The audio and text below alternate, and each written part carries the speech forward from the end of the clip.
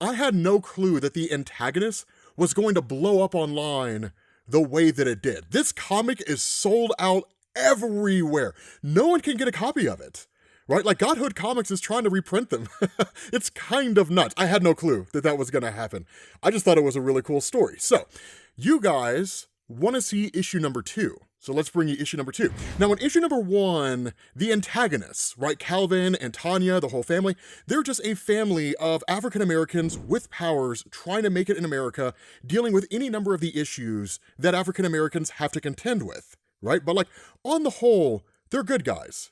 Wrong. So what issue number 2 does is it turns the entire mythos on its head. And what's funny is that people who have never read this were freaking out. But what's really cool is this, right? And I'll give you guys context as we get through this. What it does is it picks up in Washington, D.C. 20 years ago, right? And Tanya says, I am not so happy about my past, but I'm not upset by it either. Poor Murray, he never saw me coming, and he never saw her coming. Of course, that's her talking about having killed her boss because she found out he was screwing her over. For those of you guys who didn't see the first video, I'll have a link to it. We made a playlist. There's only gonna be a couple videos, including this one in the playlist, so it'll be short.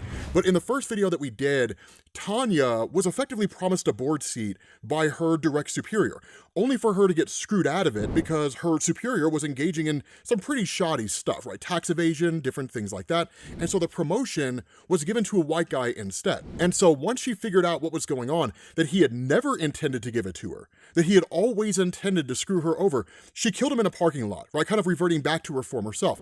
And that builds with this, because this ties into that directly and basically saying she has a history where she's done some things that she's not proud of. That's what she means, right? I'm not so happy about my past, but I'm not so upset about it either. And so that's when you find out that Tanya is in the middle of a fight with the United States military. Not only that, right, she just kind of taunts them, right? Is that all you got? And one of the things they say, right, we're taking heavy losses, we need backup. I repeat, we need backup. And she's like, here, hold this, and just throws the tank at these guys. And she says, I was once one of the most feared supervillains on the planet, and that fear emboldened me. It made me proud. Sick, I know, but the things I did, my villainy, my sins were bigger than me, bigger than anyone. Now, I want you to keep that in the back of your head, because while she is acting as a villain here, you can make a credible argument in saying that she's not entirely the bad guy.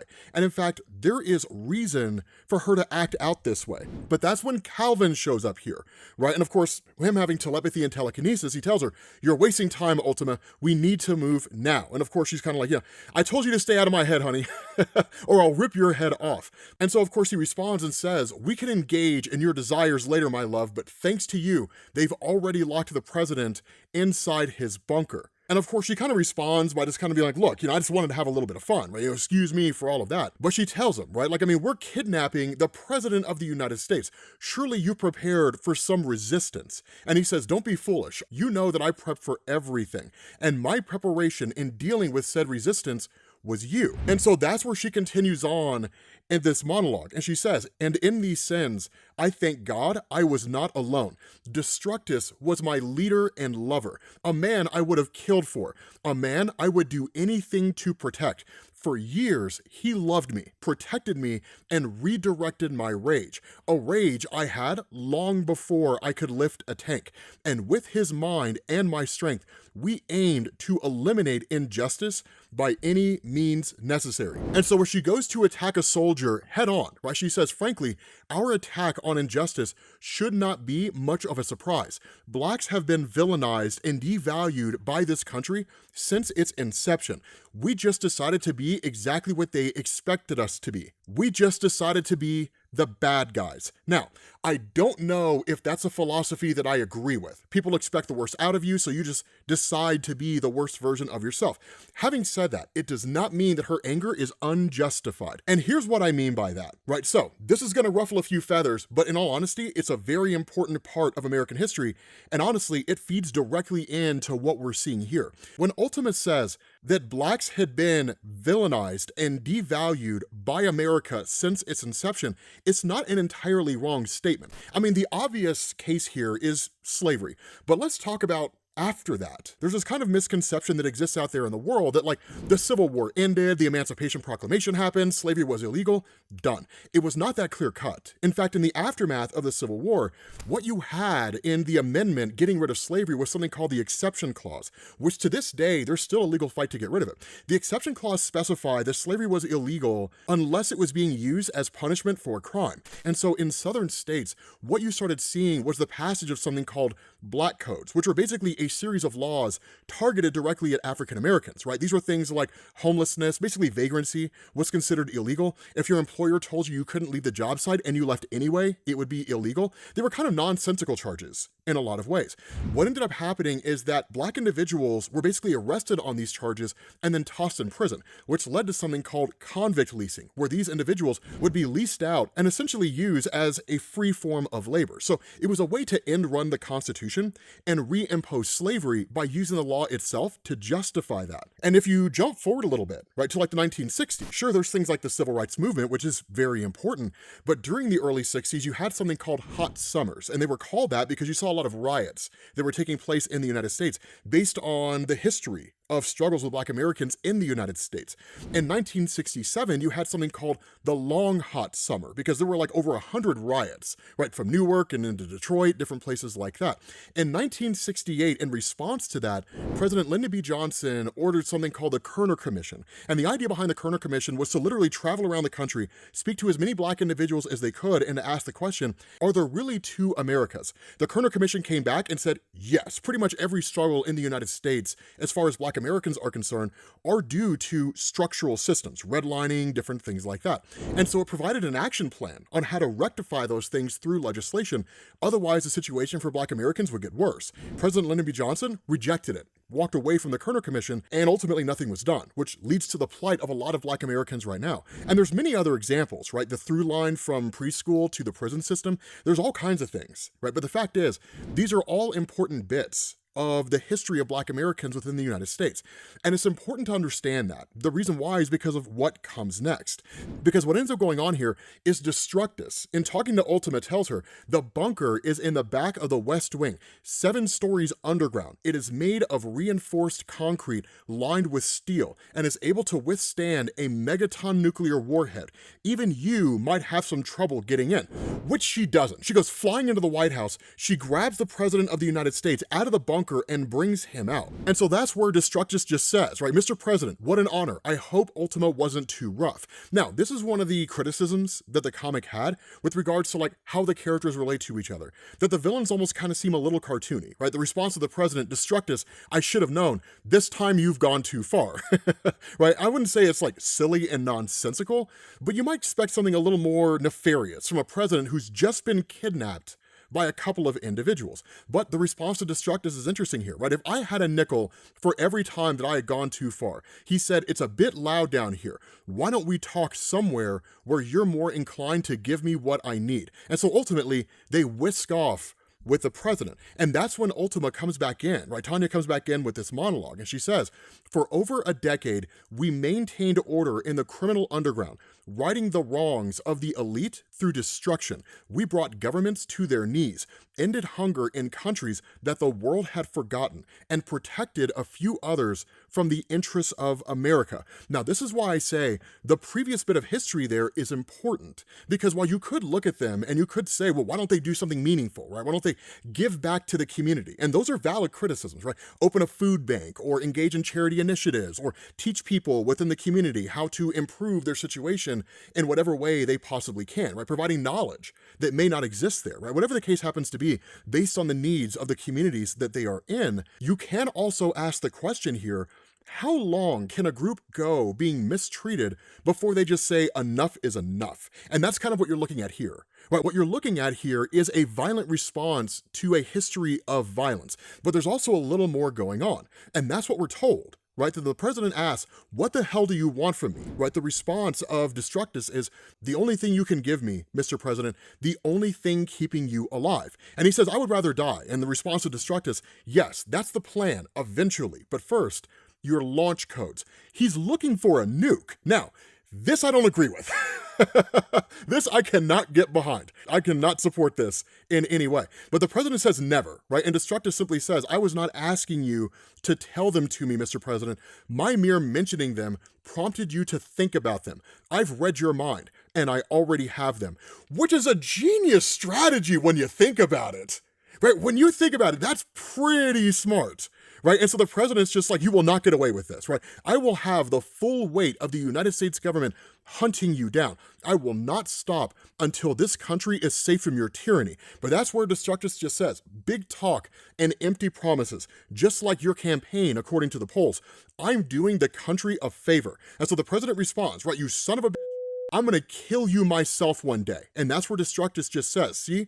Empty promises. Thank you for your service, Mr. President, but I'm afraid you've officially been let go. And ultimately, they drop him. Right now, this is when Ultima chimes in and says years ago, Destructus had discovered a dark truth that the American government would have done anything to hide. In our efforts to expose them, we were branded public enemy number one. Now, that's important. That's an important distinction because it shows that their actions are not simply in response to the historical struggles of Black Americans.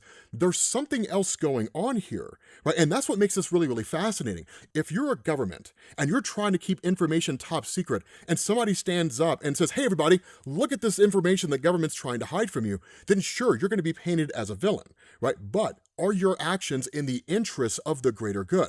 Now, we don't know what the information is, but again, this is a lot of that political philosophy that we were talking about in the last video, right? Consequences versus intention. An act is moral if and only if everybody can do it. Do the ends justify the means? These are the kind of philosophies that we were discussing, and they're the kind of philosophies that get invoked here. And that's where you find out they're not the only ones with powers, because Ultima says, like I said, we were damn near unstoppable, except when it came to him. Because then we find out the president's rescued, and hell's bells, this is the most on-the-nose thing I've ever heard. The president is rescued by the American. Now, this is something I'm going to be really interested to see what you guys think about, because there is a moral debate that goes on here, and I'm curious to see what side you guys land on, right? The American just says, fear not, sir, for you are now in the arms of a true American, right? And that's what the president's just like, American, thank God. It's Destructus and Ultima. They've got nuclear launch codes. If you do not stop them, it could be World War III in a matter of minutes. And of course, that's where the American says, not on my watch, Mr. President. But what's really interesting is Ultima says, every time we came close to a win or world domination, he showed up and he beat us. And that's where they start making fun of him, right? Because when he shows up here, he says, Destructus and Ultima, presidential assassination. That's low, even for the two of you. And of course, Ultima's response, oh, look, it's Captain White power. But Destructus says, you're too late, American. We got what we came for. Pledge your allegiance to me, and the missiles need not launch. And that's where American simply just says, I pledge my allegiance to the flag, something you forgot a long time ago. Now, this is the debate, and I'm very curious to see where you guys reside on this, because the response of Destructus here, he says, I am not your sidekick anymore. So clearly they've got history. And he says, your pathetic parables no longer interest me, nor anybody else for that matter. What are you fighting for anyway? This country is corrupt, bigoted, and greedy. That flag on your back means nothing. And that's where American says, it's not perfect, but it is a step in the right direction. Give up this evil, Destructus, and turn yourself in. And Destructus says, evil. Hillman ordered a covert team into the Sudan last week, hoping to find its dictator. He was not there, and 80 innocent men, women, and children were killed by US soldiers. Who is truly evil? Now, the response of American is he says, they were good men following bad orders. That does not justify your misguided acts of terrorism, my ward. And the response to Destructus, aren't good men following bad orders in turn themselves bad men? You don't get to draw the line in the sand. This country was founded on the backs of natives and built by the blood of slaves. How can you stand there knowing that cape mocks the cries of millions? And that's where American says, I cannot undo the sins of the founding fathers, Destructus. I can only work to build a better country than the one of yesterday. Now, there's credible arguments being made on both sides here, and depending on where you stand and how extreme you may be, one argument would seemingly wipe away the other. But the reality is, there's merit here. The United States has a very dark history. Trying to improve the country today does not undo all that history, and it doesn't wipe that history away. It's still there, and it's still very much a part of American society then and now. On the other hand, when American says things like they were good men following bad orders, well, the Geneva Conventions exist for a reason, but it's also important to specify here. It's not as though everybody who joins the military does it because they just want to go after innocent people or because they just want to kill stuff, different things like that. Different people join for different reasons. Now, I'm by no means a military guy myself. My dad and granddad were, but I'm not. And I've known people who were there, but I don't have all the information off the top of my head that breaks it down percentage-wise on people joining. But the important thing is this: just because a good person follows a bad order does not absolve them of the fact that they followed a bad order. Again, it's why the Geneva Conventions exist. And so that's the moral quandary here. If you have a good guy who's simply just following orders, they don't want to, but they do it anyway, does that make them as bad as the person who wanted to follow those orders and ran into those orders with reckless abandon? Where's the morality line there? And that's why these things are not black and white. They are not absolute. Nuance matters when it comes to this kind of situation. Now, of course, in the midst of all of this, Liberty Lady shows up because hell's bells, every single one of these superheroes are all branded after the United States. It's kind of nuts, right? She says, considering tomorrow might mean World War III, let's finish the conversation on American soil like civilized adults. And that's where American says, great idea, Liberty Lady. Shall we, or are you past the point of a good old American debate? And so that's where Destructus simply says, there is nothing more to discuss. I could launch our entire nuclear arsenal with a thought. So surrender. And in fact, Destructus goes to refer to the superhero team as, right? And she asks him, right? And Liberty Lady is like, are you serious, right? While you threaten Armageddon. So obviously, these folks hate each other, right? And that's where the American steps in and is like, we need saner heads, right? He says, easy, Liberty Lady. Our emotions must never trump our laws. And so he says, okay, Destructus, we will hear your demands, but you will tell it to all of us. And that's where the Americans assemble. And that's why I say, guys, it's the most on-the-nose thing ever. These guys are quite literally modeled after every facet of American life. Sergeant Freedom is clearly a play on the Punisher.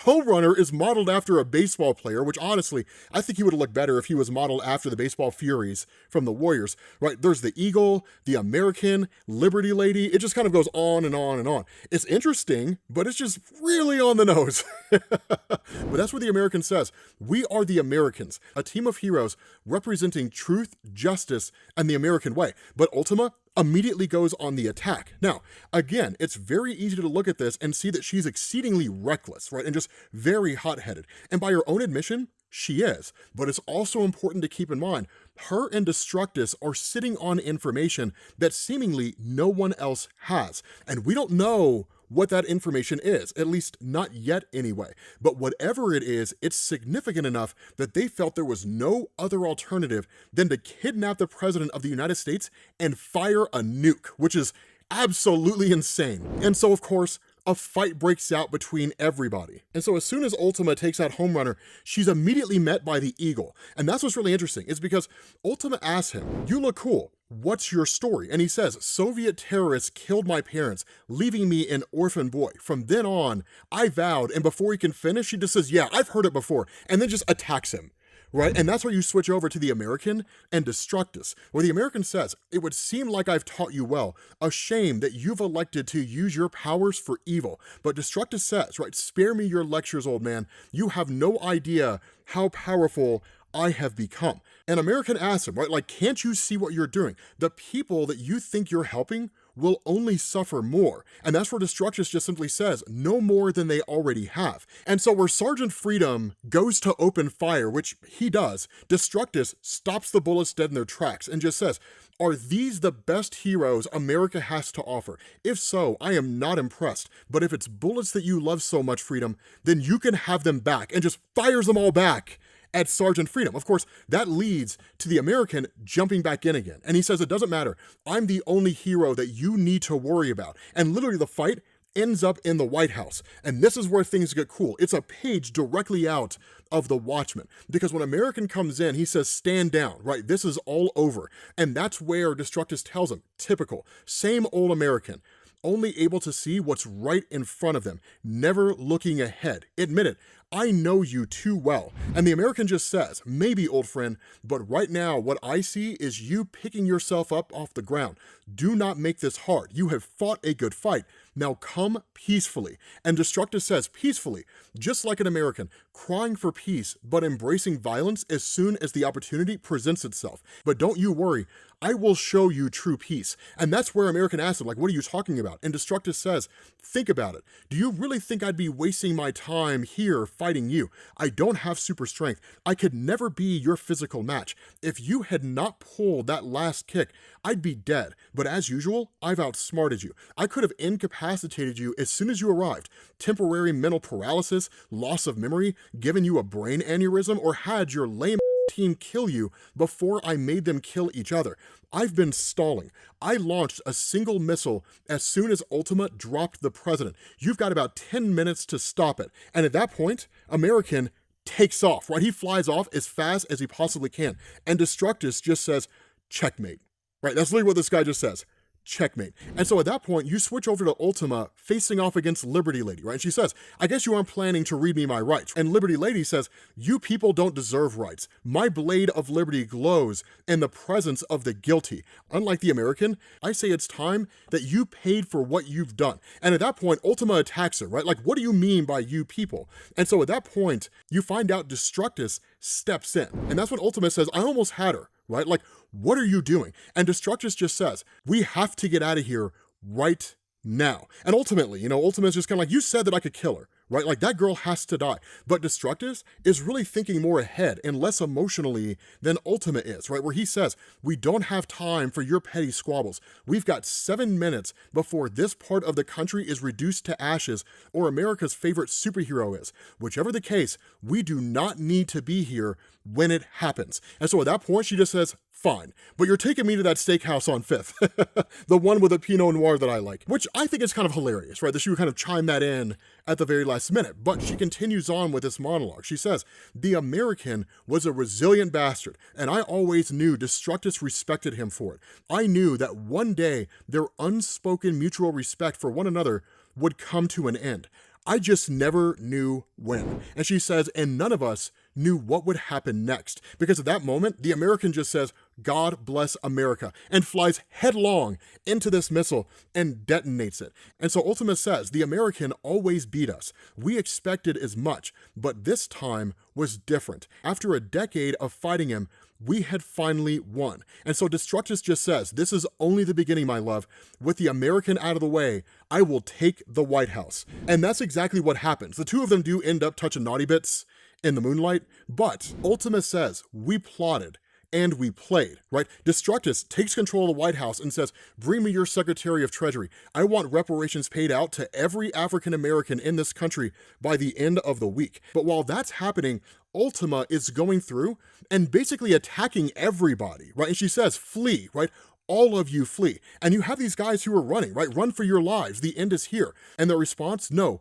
Ultima is here. And so what you're seeing is them acting as villains and attacking the very community that they're a part of. This is the danger of extremism. This is the danger of what happens. It's very easy to lose your way. It's kind of weird that on one hand, Destructus is trying to make sure reparations get paid out to the Black community, and at the same time, Ultima is attacking it. So it's kind of wild when you look at it from this perspective. But what happens is she says, we had a change of plans. And like any couple ready to take on the world, sometimes life gets in the way. Sometimes world domination has to wait because Ultima starts throwing up. She's got morning sickness. Not only that, there's a young girl who appears and asks, right, can you help me? I can't find my mom. I lost her when we were running. Are you a superhero? Will you help me? And that's where she says, yes, right? Come on, let's go see if we can find her. So in essence, their family is starting to grow out. And as most people will tell you, right, when you're single, you're on your own, or you're kind of in your relationship, right, you're dinks,